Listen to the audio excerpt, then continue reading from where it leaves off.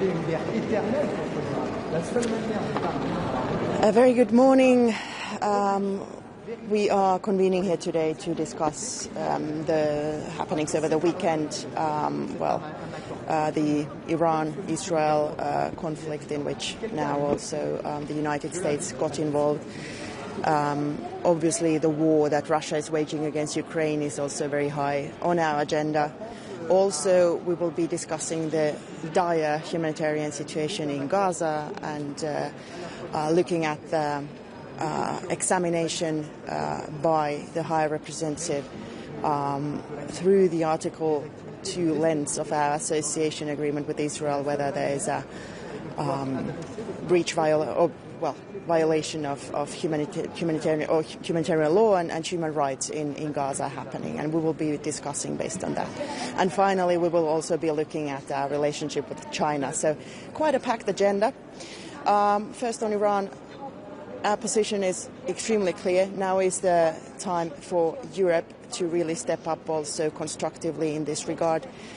We need a negotiated solution to the crisis because there won't be any peace in the Middle East for the short term, for the long term, especially now if Iran is not politically involved. And this is something where there's a lot of trust that the world is placing upon Europe, actually Iran, the wider region in the Middle East as well, Israel very much so, but also, of course, our partners around the world. So this is the time to step up. And also, the reason is that Europe always is principled, and we rely on international law. This, what some people say is our weakness, truly is our strength. And this has always been the Finnish position as well.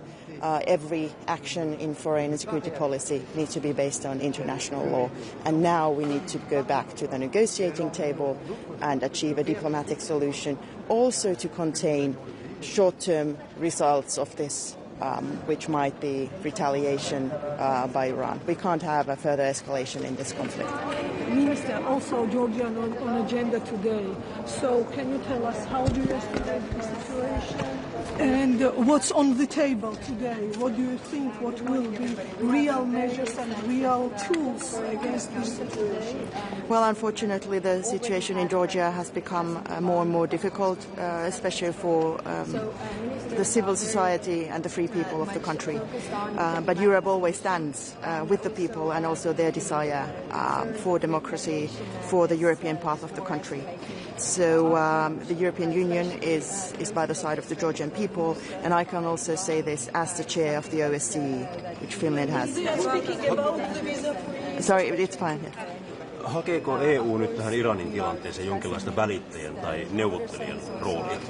No, Euroopalla on erittäin uskottava välittäjän ja neuvottelijan rooli tähän kysymykseen. Me käytiin tässä itse asiassa jo pitkälliset keskustelut kollegoiden kanssa siitä, että mikä Euroopan rooli tulisi olla. Ja siinä itse asiassa nyt nähdään niin kuin vahva, sanotaan tämän oikeastaan tarvekin Euroopalle, koska meihin voi luottaa. Meillä on paitsi vahva kunnioitus kansainväliseen oikeuteen, niin yleisesti periaatteisiin siitä, että kaikkiin tilanteisiin pitää hakea poliittinen ratkaisu, diplomaattinen ratkaisu. Meidän kollegat oli just perjantaina tapaamassa Iranin ulkoministeriä. Hän on tänään Moskovassa ja nyt on todella mahdollisuus Euroopalle toimia paitsi välittäjänä ja nimenomaan hallita näitä lyhyen aikavälin seurauksia tästä. Esimerkiksi sanotaan Hormuzin salmen sulkeminen tai laivaliikenteen vaikeuttaminen on erittäin valitettavaa jo niin kuin taloudellisesta syystä. Saati sitten, jos nähdään terrorismin lisääntymistä tai lisää eskalaatiota sotilaallisessa mielessä. Euroopalla on